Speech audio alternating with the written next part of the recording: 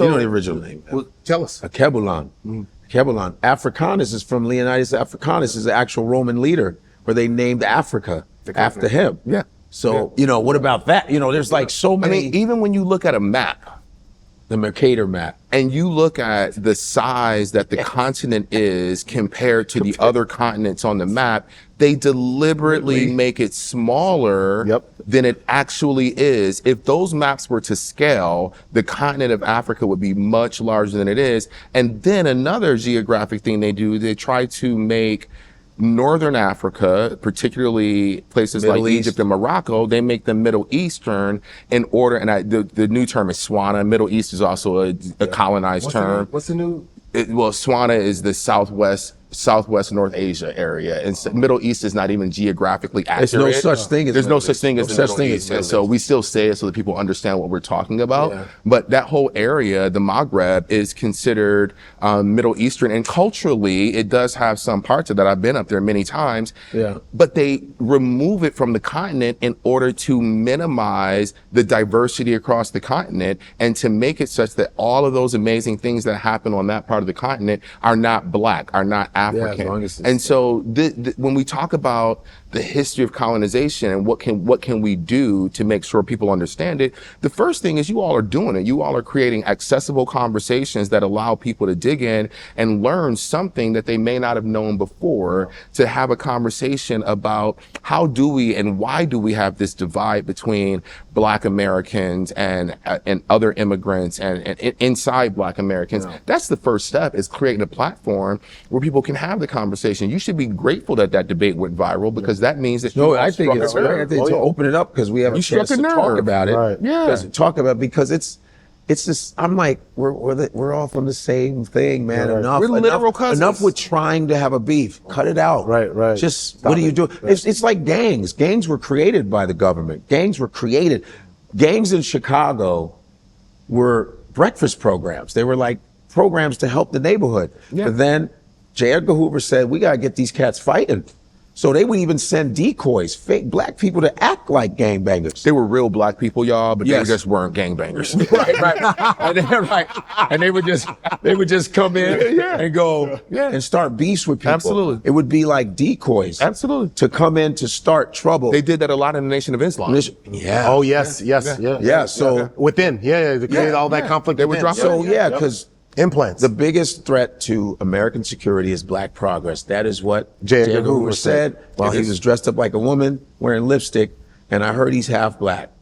I did hear some Yes, words that his about- lineage is I don't- Black. I didn't know His that. lineage is Yeah, Black. I've heard about that. You have self-hating Black people. You have President Trujillo from the Dominican Republic, who wanted to get rid of Haitians, even though Haitians freed the Hispaniola island, and he would powder his skin, because he was half Haitian, powder his skin and wear a Hitler mustache. Well, remember, to get rid of Black it's Haitians. not always self-hate. I mean, like, you know, It's not, when you're in DR, and I remember the first time I went to the Dominican Republic and realized that it and Haiti were on the same landmass. Same. Yeah. And I observed how differently these people on the exact same landmass were treated. Yes. And how they engaged one another, and the narrative that was created, because Haiti did things that no other Black nation was able to do historically. And as a result, they've been vilified throughout history. And that has been something that has led to a lot of discrimination for that group. cooking now. And so when you think about kind of geography, and you think about all of the ways in which it was divided and split up deliberately to maintain this very specific narrative. Is there a way to break the cycle? Because I would love nothing more. Like, and again, I think it's worth saying again, like how much I appreciate, my father being able to come to this country, and for the people that came before my father and my mother, and laid that opportunity. The Black Americans, just have been decimated by the system in the United States, and the people who continue to fight through and created that opportunity. And now it's just like, okay, we're at this very unique point right now in American history. And you go, what do we do with this platform? How do we end, especially amongst our people? If we're going to be fighting outside, like as a married man, like, man, I'm fighting outside. I damn sure don't want to come home and have a fight and be fighting on the inside with my family, right? how do we end the fight from within? Is it possible, or is that like, that's never going to end? I hate to be pessimistic. It may not be possible in our lifetime. Nope. To be honest with you, I'll be 49 years old next month, and so it may not be possible in our lifetime. But here's an example. You two had this thing happen, and you could have just washed past it. You could have just had a conversation, but you said, oh, let's bring an expert on who knows racial trauma, who knows history, who knows psychology, and let's unpack it further. Right. Those are the steps that need to happen. This type of critical thinking where people get a platform to dig deeper in and understand that so many of the truths that we hold as true are not actually true. No. So many things that we've been told about the world. I remember when I lived in Maryland and I was in my 20s, and me and my buddies would go out, and my single buddies would say that because there was a huge population of Ethiopian and Eritrean people in the community where we hung out. And they would say that the Eritrean and the Ethiopian girls would tell them, my dad told me I can't date Black Americans because I can never take you home, because you're lazy. Now, could some of that have been capped? I don't even know if we say kids. I think the kids still kind of, it's on its way out. If I said it, kids ain't saying it no more. So I don't know. It used to be you would get a cap in your ass. right. So I can't say whether or not all my boys was lying and that the girl just didn't want to mess with them, but the narrative was there that one of the reasons why these women said they would not date Black, and I'm talking HBCU graduates, I'm talking, good guys, the reason why they would not date them is because their African dads told them, you cannot date a Black American man. And so when we're talking about breaking this cycle, we're talking generations that have to undo this trauma associated. So Dr. Joy DeGruy wrote this book. Dr. Joy. Yeah, and so she wrote this book called Post-Traumatic Slave Syndrome. It's not a real like PTSD, but it's a thing, right? So she gives this example in one of her lectures. She says, you had two moms sitting at a basketball game, a white mom and a Black mom, and the Black mom looks at the white mom and says, you guys must be really proud of Johnny. He's doing a great job. And the Black mom, and both boys are equally mediocre. Nobody's a rock star. The white mom looks back and says, yeah, we're really proud of him. He's doing a great job. And so the white mom looks at the Black mom and says, oh, you must be really proud of Kwame. He's doing a great job. And the Black mom says, girl, he a mess in school. He got all these girls calling the house. He's doing this, doing that. Again, both boys are equally mediocre. Yet the white mom responds in a neutral, non-combative, non-boastful way. The Black mom, as Dr. DeGruy describes, begins to demean her equally as good son. Where do you think Dr. DeGruy says that comes from? Slave plantation. When the slave plantation owner would go to the Black mom and say, oh, Toby's doing really good out there. He picking most of the cotton, he's doing excellent. The Black mother would say, no, master, he's shiftless, he's lazy, because that mother knew in that moment that master was going to sell her son to another plantation. And so instinctually, she had to begin to talk bad about him, to demean him. And so we're talking enslavement ended in 1865, and these things are still happening today. DNA. And so this is the depth with which I'm talking about it. And we only talk about it on this superficial level, like skin bleaching cream is just beauty and that colonialism was just borders.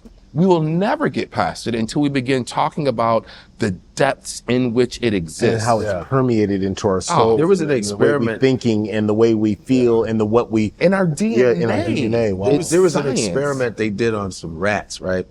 These rats in a box. You know how they like to put rats in a box? Yeah. So they had these rats. And these rats would come to this certain line and they would shock the rats. They would just shock them for months. Because every time they hit a certain area of the box, by the edge of the box, they would shock them, and the rats would run back. They did it for months.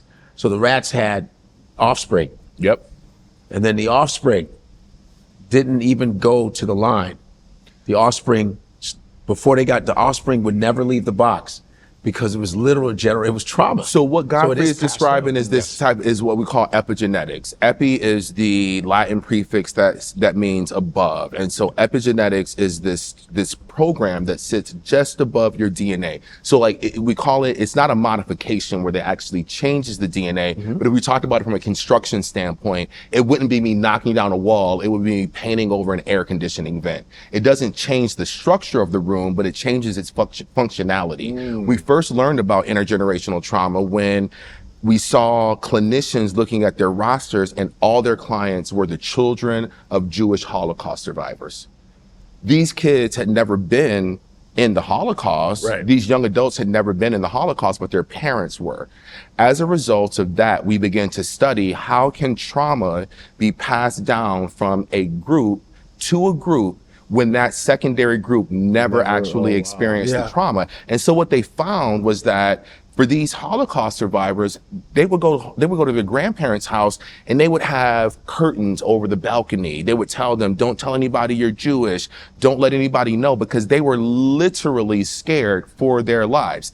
That across generations implants on our DNA, like I described, this epigenetics. And when we're talking about these interactions and how we interface with one another, how we interface with others, it's not just about learning. It's about understanding that you deliberately have to make a decision that is different from your automatic thought, because it is ingrained in you to develop separation as a result of years and years and years. When we talk about people who moved from South Carolina to Chicago and passed for white, they weren't self-hating. They just wanted their lineage to live. That's it. They just wanted to survive. They knew that people were hanging from trees. My grandfather would see people hanging from trees when he was growing up. Yeah. And so if I had, I can't say I would, but if I had the ability to pass as white in 1921, I would have passed. I might have. That's another 154 conversation in the books. We are bridging culture back to its roots. From Africa to the world, we're telling stories our way. So make sure you hit like, subscribe, and share your voice in the comments. This is 154.